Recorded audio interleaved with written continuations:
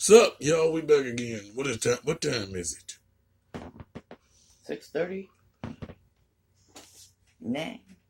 All right, it's 6:39. We back in the building. Okay, this is a very important issue to me because everybody is one paycheck away from being homeless, and in the town that I'm in, and especially if you're in a wheelchair, they don't have a lot of places that you can go for shelter because you have to be out at a certain time, in at a certain time, and they're not really accommodating the people with special needs.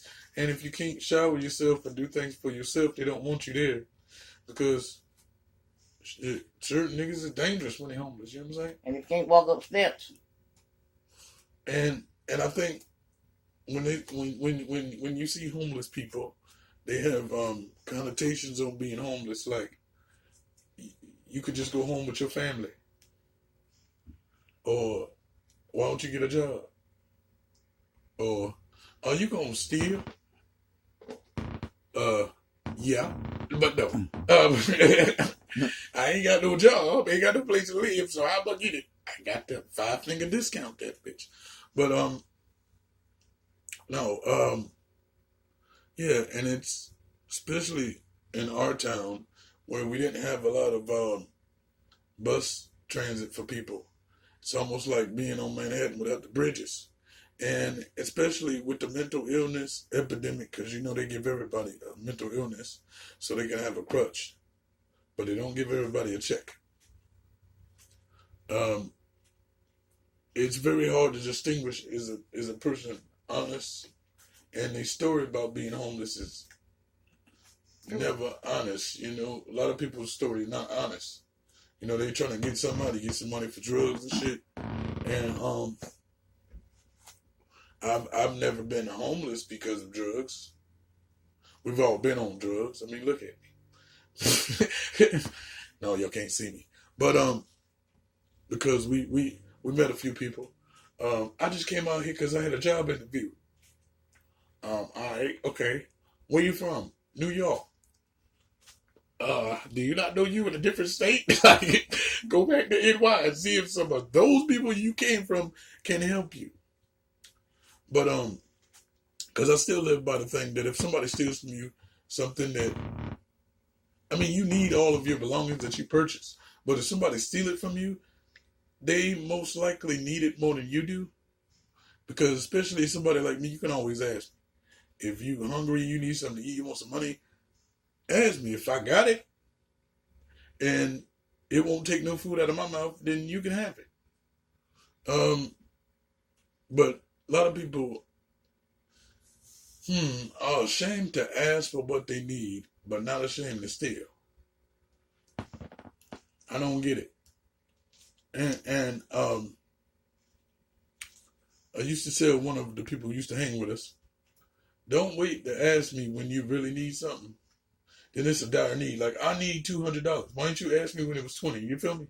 Like, ask me in the beginning, you might be able to get it. Don't wait till it get overwhelming. Then you trying to overwhelm you with your problems. And a lot of people got to learn to be humble, especially children, teenagers. That's why a lot of them end up homeless.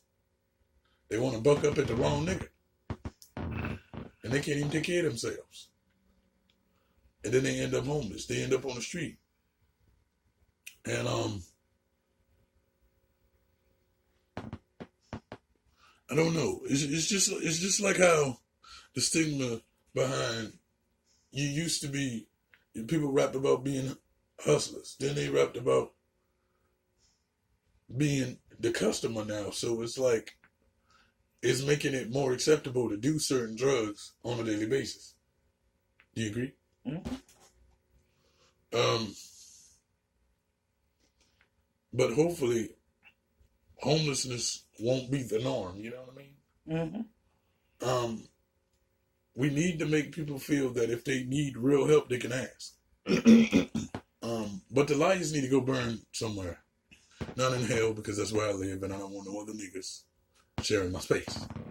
But wherever they need to be, they need to be there, but not where I'm at.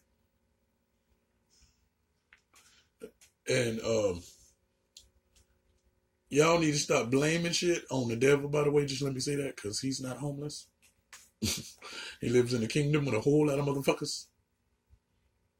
So don't blame your problems on other deities that can't do nothing for you. You blame it on God, but is he going to fix it? You blame it on the devil. You have to take, even if you don't, and this might sound weird, you may not have to take your own responsibility, but you got to give it to somebody you can touch. Make sense? Makes sense. Because you can't even do about it. Even if you blaming somebody for your problems, it has to be a body. So that maybe you and that person can hash it out and make a difference, right? Mm.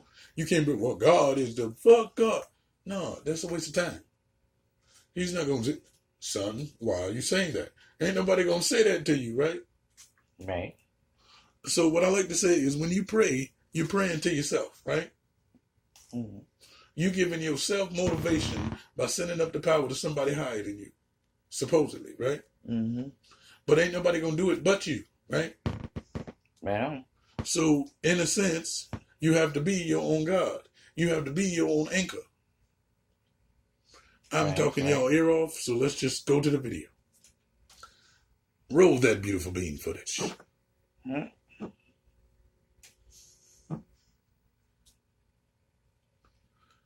Shout out to the homegirl that was just here. I ain't gonna use no names yet. But Hoover. Look that up if y'all know what that means. Hoover, nigga. Let's get this going. On June 20th, the Austin, Texas City Council voted to effectively legalize sleeping, camping, and panhandling on sidewalks and in other public places. A creeping annoyance with homelessness turned into a torrent of criticism from citizens and business leaders about... Excuse me, I might be retarded, but did he say legalize? Mm-hmm. That makes sense, but then it don't. That's where it comes in with, okay, let me explain it this way. I know a lot of motherfuckers. And 90 to 95% of the motherfuckers are homeless. Because they choose to, right? Mm-hmm. Because they don't want to have no responsibility. They don't even want to take care of themselves. And especially if you some kind of addict, basically, addiction is a way to leave your responsibilities. And that's what it goes back to what I said earlier. If you're really homeless and you really was down and out on some serious shit, because you can have a drug addiction and still be on some serious shit. But a lot of times people only focus on that once they get homeless, because it's like, I don't got nowhere to live, I don't got nothing to do, fuck it, it's Friday, I don't got paid, so I might as well get high. That's how most people think. I don't think they should legalize it, though. That's what I'm about to say. Depending on who you are. I got a right to ask you for money. You don't have a right. You know what I'm saying? It's legal. Yeah, you do. I mean, you can do that anyway, but... No, but what I'm saying is, you saying that they don't have a right to ask. No. Well, yeah, they I mean... You always have a right to ask. Yeah. You ain't got a right to steal, take it, hurt somebody if they tell you no. But it would lead, like I'm saying, that's a way to fight that stigma. You know what I'm saying? Mm-hmm. That if they're homeless, then, you know, they can ask and they won't feel like they need to steal. You feel me? Right. Hopefully, that's why I'm saying, in my city, that shit would work. I don't, what I think is, you know, I don't Tell them what you think. Because Tell them. Everybody out there is not homeless. Some of them out there begging and they got somewhere to go.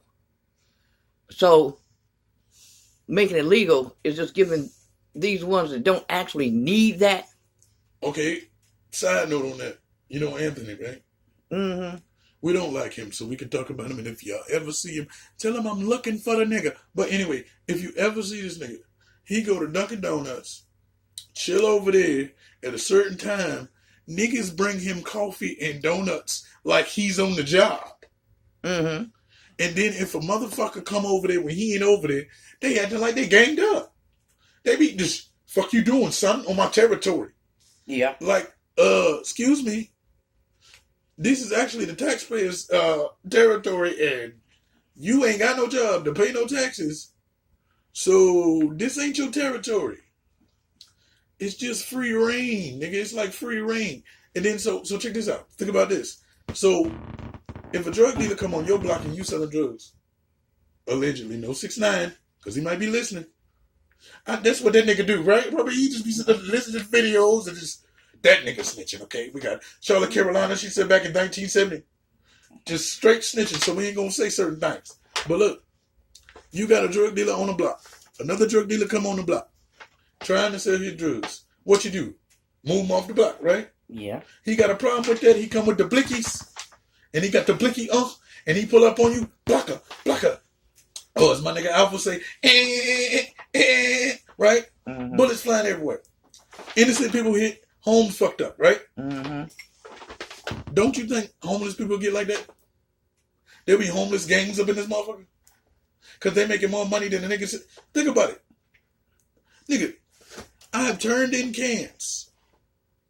And we was in the way to turn in cans. And you know me, if you don't know me, you need to know me because I'm smooth. You know what I'm saying? I was rolling up a piece, had that gas on me, you know what I'm talking about? Had my phone, my Bluetooth for just banging. I was sitting up there looking like I was in a damn mini coupe, nigga. Just heard the music coming down the block. So I'm with the cans, we rolling, doom, doom, doom, doom. And we rolling. And then we get over there, turning the cans or whatever on the way. Then we go by the bank. A nice, lighter skinned person of the fair skin color pull up on me. She said, y'all need some money, here we go. Come to the ATM, slam it to us, bam. So we leave with how much we left with? 0. And we came back with how much? 60. No, we're going to amp it up as a video. $129. Got to put in 100 on 10. You heard Bernie Mac? Yeah. Okay. And I was like, Wanda, this is wild. So check it out. In any other profession, how easy is it to make money? Now, you got to be on a job. You got to be on it for a minute. Then you got to pay taxes to shit you don't even understand, like FICA. I ain't never known a bitch named FICA, but I got to give her some money every month. She don't suck no dick. Nigga, this is crazy. So what I'm trying to tell you is, if you can make more money just panhandling, as they call it, or begging, because I don't know why they call it panhandling, because you usually, remember when we went to the what's the name back when I was a kid, the gold mine joint? And you panhandle because you got a pan and you handling that motherfucker under the shadow waters, right? Mm. Nigga, either in jail, you get the cup, clank, clank, clank, clank, clank, clank, clank, panhandling. The fuck is that? That's begging, my nigga. Yeah, and then the reason why legalizing it would make sense in certain areas, because I was what was I at that day? I'm coming. I need 50 cents. I remember that shit. Trying to get a Dutch, nigga. Pull up on him. I'm like, yo, let me get 50 cents. And then I'm talking to one lady, right? She said, I don't got it, right? Mm-hmm. The other lady says, well, what you need it for? And I said, excuse me, ma'am. If you don't have it, what the fuck you asking for? And she was like, oh, clutch my pearls. And I'm like, oh, you don't understand how that makes sense? Okay, look, let me explain to you this way. My mama is a giving mama. I've loaned my mama to other people because they needed a mama. Because they ain't a raisin. I had raisin and I was a genius. So my mom was like, look, I'm done. You're 9. You're smart. I'm good. So I'll go be other people's mama. They need it. And I was like, sure. Just come back and be my mama when I need you. She was like, gotcha. And so my mama was a nice mama. So my mama taught me to give to other people. Whether or whatever they need it for is their problem. Now, if you honestly think a person is going to use the money that you give them for a reason that you don't want them to give it to them for, don't talk their ear off. Just don't give it. Say, no, I'm good, bro. Hold on to it. See you when I see you, nigga. Ain't got it right now. Or like on the Bernie Mac show when he said, bro, I ain't ate in 4 days. Well, you ain't missing nothing. Sometimes you got to do that to a nigga. Now, so when somebody would say, okay, remember that time? Because you said you hopped out and you was about to the dude asked y'all for money. And he was like, I ain't gonna give him no money. He's gonna use it for drugs. And people always try to tell you what to use the money that they give you and what they want you to do with it. Once the money leaves your hand and you give it to me, it is my money. Well, So you can't tell me what to do with it. right. Now, if I know you, you know what I'm saying? If you the fuck them, if you the boys, you the dogs, you part of the gang, and you need something, I'll be like, bro, don't go around that little man house because he gonna tell me.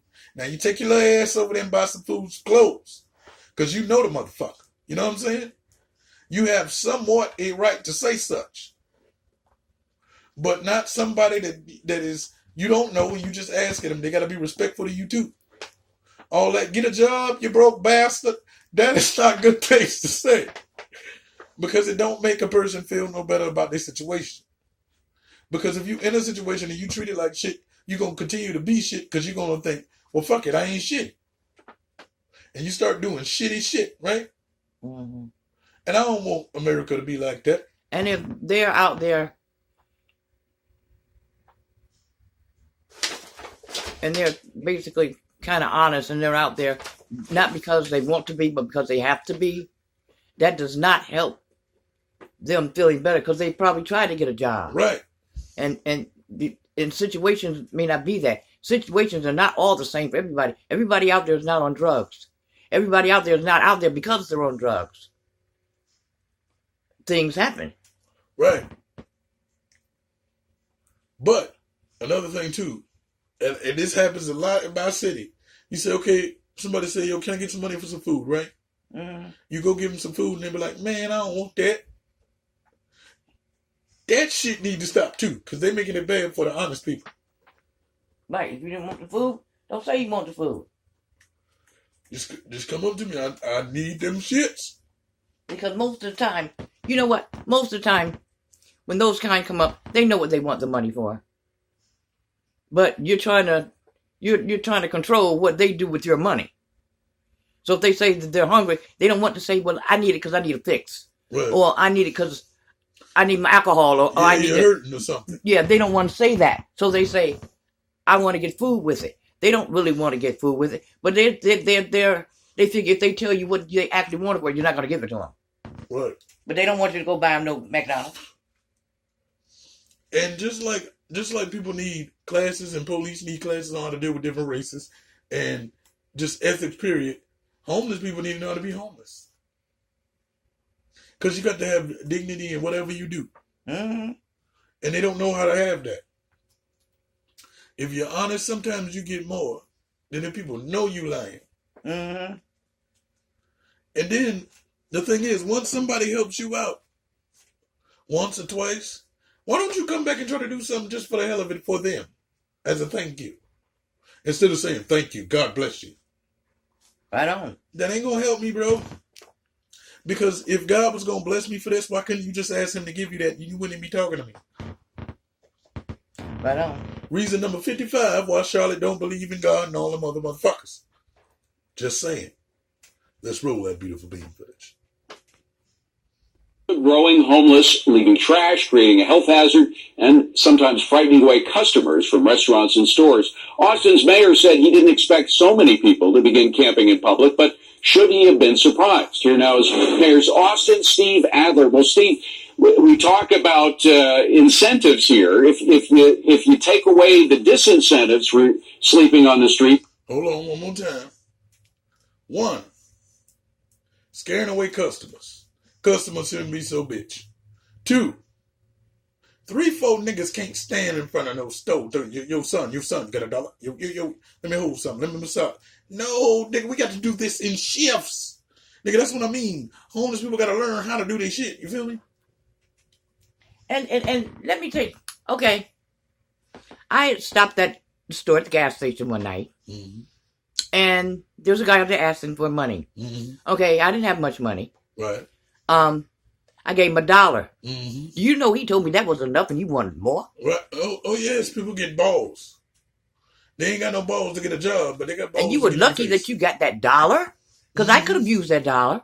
But no, I gave it to you. And I know what you were going to use it for, but like you said, he may have needed that. Okay, but then don't come back and ask nobody to give you more, because they didn't have to give you what they gave you. And you're going to tell me that's not enough? Oh. Then that's when Satan comes out. I didn't get a little nice. I you step out the car and you beat the living shit out of him. Because it's what they deserve. Yeah, actually, they do. And the sleeping on the streets is not safe. Y'all know about Skid Row in California. It's miles long of just tents and people. You know what I mean? Mm-hmm. Robbing from each other, raping each other. Homeless people got to learn to stay together, and then they all won't be so homeless. Yep, roll that beautiful bean footage. Wouldn't you have more of it? Isn't that logical? Well, we have probably two reasons why homelessness is more visible in our city. The first is that while we've maintained all our laws to protect against public safety risks, people that create those should be ticketed and arrested, or public health hazards, they should be ticketed or arrested. People that are impeding or blocking or endangering or aggressively confronting, we've maintained all those laws. But what we've said is for people that are not doing any of those things, our city, while our number of homeless folks are small, rather than putting those people in jail, we should be putting them in housing. That's the only way to really deal with the challenge. So we do have more people. Amen.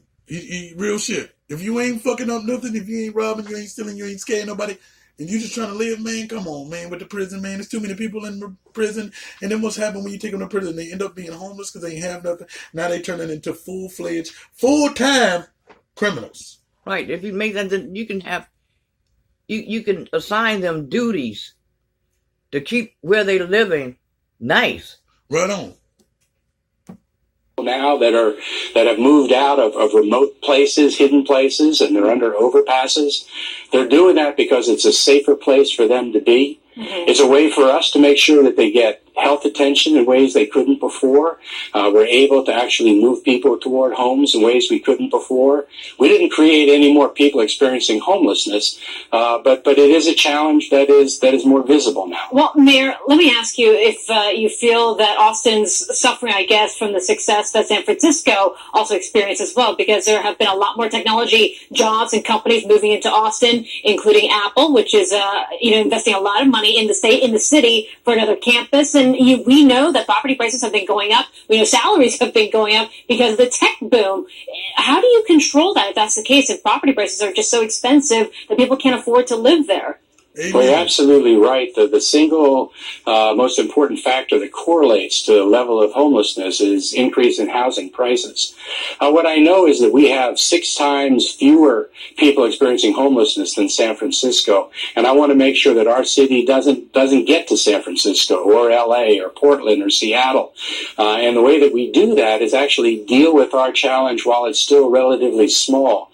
What we know is that we're 80-90% successful. If we can take someone experiencing homelessness and get them into housing somewhere, 80-90% of the time that person is in that housing 2 years later.